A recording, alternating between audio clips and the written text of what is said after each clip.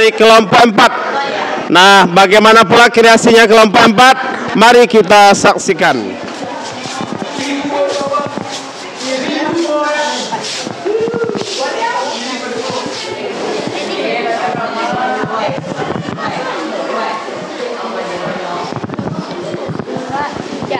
Assalamualaikum warahmatullahi wabarakatuh. Waalaikumsalam warahmatullahi wabarakatuh. Halo semuanya, kembali lagi dengan aku Akila Zakia Dan saya Neiza Inikwisi. Kami sebagai moderator dari kelompok 4 yang bertemakan Kerajaan Mataram. Nah, sebelum kami presentasi, izinkan aku memperkenalkan anggota kelompok aku dulu ya. Yang pertama, Akila Zakia, aku sebagai moderator, dan partner aku yang kedua Neiza Inikwisi.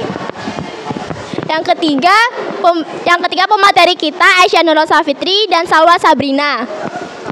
Dan anggota-anggota lainnya yaitu Faiz Habibur Rahman, Leondra Ruby Marfi, dan Kaisya Fitri. Nah, kita ada temen nih yang bakal ngejelasin secara lebih rinci tentang Kerajaan Mataram, yaitu Aisyah dan Salwa. Dipersilahkan.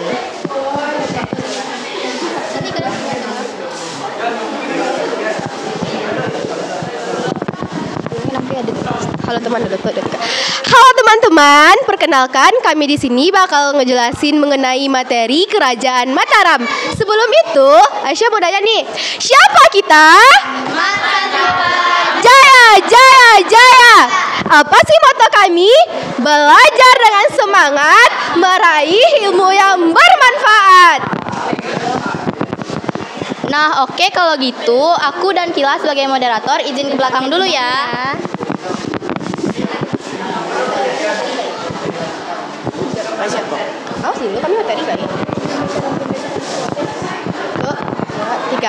Halo guys, di sini kami langsung jelasin aja ya materi tentang Kerajaan Mataram. Tapi sebelumnya, tadi kami udah bikin pantun baru nih, kalian mau dengar nggak? Mita berteman dengan Hidayah, pergi bersama memancing ikan. Apa kamu tahu apa pelajaran sejarah? Itu sangat menyusahkan. Pergi ke hutan memetik durian, memetiknya bersama si Mita. SKI tidaklah menyusahkan, itu tergantung diri kita.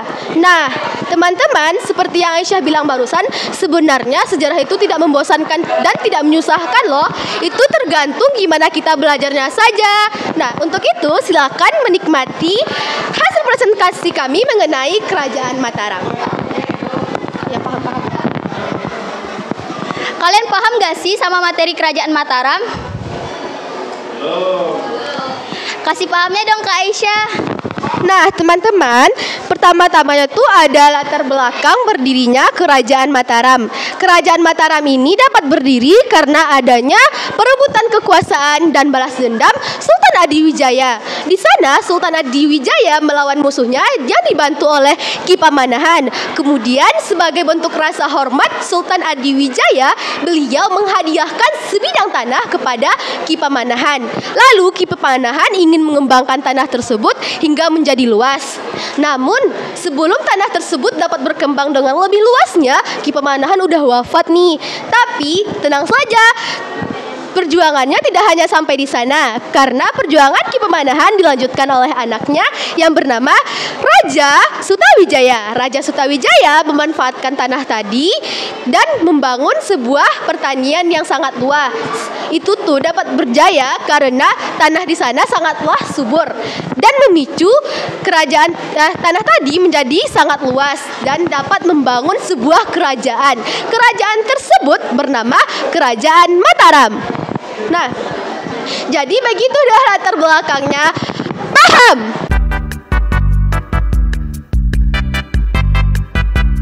Lalu teman-teman, kalian tahu nggak sih pendirinya, gelar pendirinya dan tahun berdirinya Kerajaan Mataram? Untuk itu, Kak Salwa bakal ngejelasin ke kita tentang hal tersebut nih.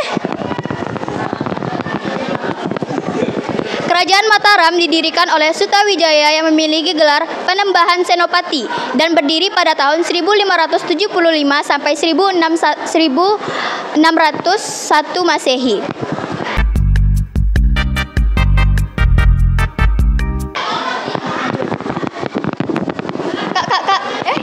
Masa kejayaan Kerajaan Mataram itu kapan sih?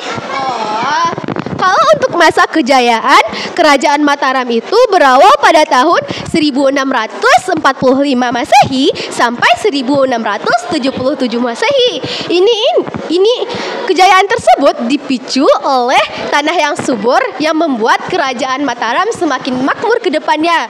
Lalu pada masa kejayaan ini kalian tahu tidak sih Kerajaan Mataram berhasil menyatukan tanah Jawa bahkan sampai ke tanah Madura.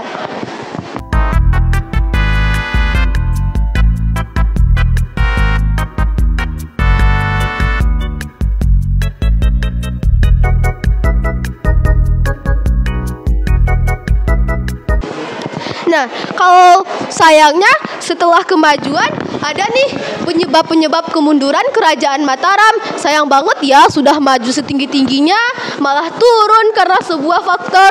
Faktor tersebut adalah faktor ekonomi, faktor bencana alam, yaitu bencana Gunung Merapi.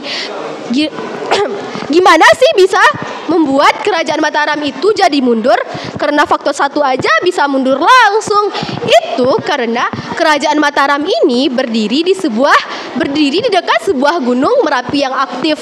Lalu pada saat masa yang jaya-jayanya Gunung Merapi tersebut malah meletus nih guys, yang menyebabkan Kerajaan Mataram mengalami kerugian yang sangat amat besar, yang membuat Kerajaan Mataram memindahkan kerajaannya ke daerah Jawa Timur.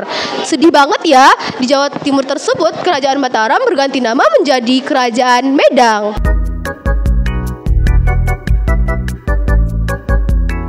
Lalu, masa iya sih cuman ada sejarahnya doang, tapi bukti-bukti peninggalannya nggak ada yang bisa ngejelasinnya dong. Nah, untuk itu Kak Salwa bakal ngejelasin ke kita nih tentang sejarah-sejarah peninggalan Kerajaan Mataram. Bukti-bukti peninggalan Kerajaan Mataram yaitu yang pertama, Candi Borobudur yang dibangun pada abad ke-8. Yang kedua, Candi Prambanan yang dibangun pada abad ke-9. Yang ketiga, Candi Sewu yang dibangun pada abad ke-8 hingga abad ke-9. Yang keempat, Candi Mendut yang dibangun pada awal abad ke-9. Yang kelima, Candi Pawan yang dibangun pada abad ke-9. Yang keenam, Candi Canggal yang dikeluarkan pada tahun 732 Masehi.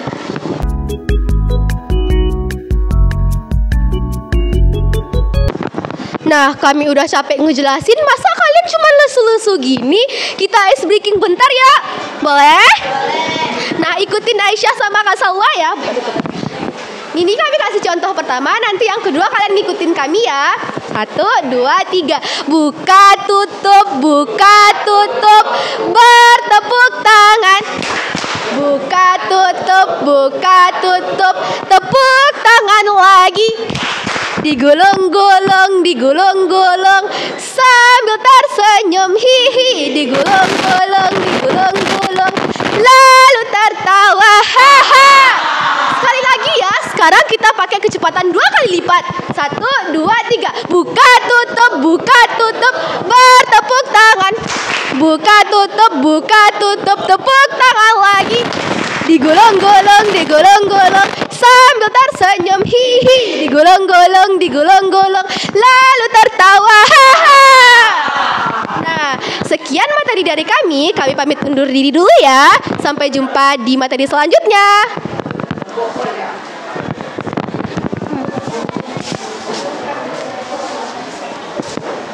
Teman-teman semua paham nggak nih sama materi yang dijelaskan oleh Aisyah?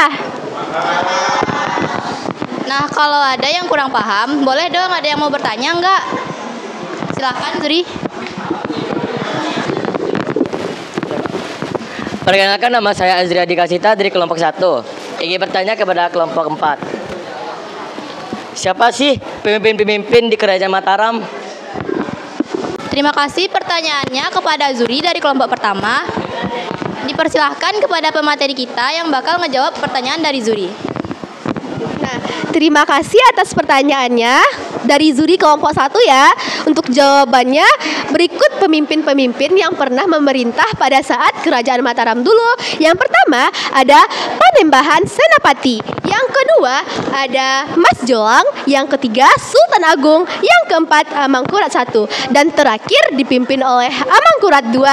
Sekian jawaban dari saya. Semoga dapat menjawab pertanyaan tadi ya.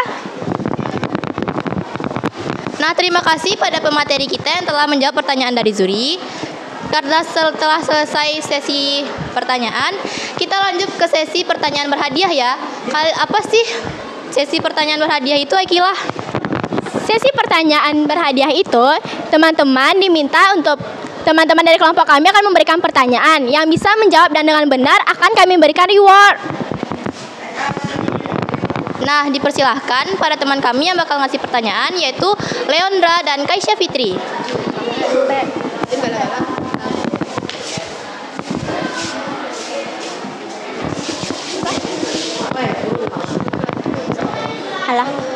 Halo teman-teman semua, perkenalkan saya Kaisya Fitri dan teman saya Leondra Ruby Marfi. Nah, di sini kami bakal ngasih pertanyaan buat kalian semua yang akan disampaikan oleh Leon. Pertanyaannya adalah sebutkan 3 buah peninggalan Kerajaan Mataram.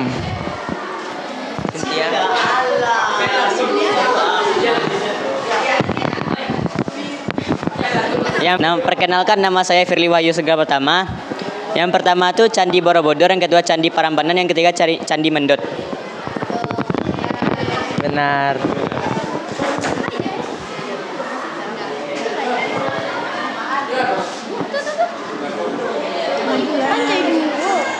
Nah, itu hadiahnya. Nah, ini hadiah. Thank you, Bang. Terima kasih kepada Firly. Kami pamit undur diri. Terima kasih. Assalamualaikum warahmatullahi wabarakatuh. Kok pahat begitu kuat? Sambil melihat anak berlari. Kelompok 4 sangatlah hebat. Tampil hebat, percaya diri. Ya, kita berikan tepuk tangan.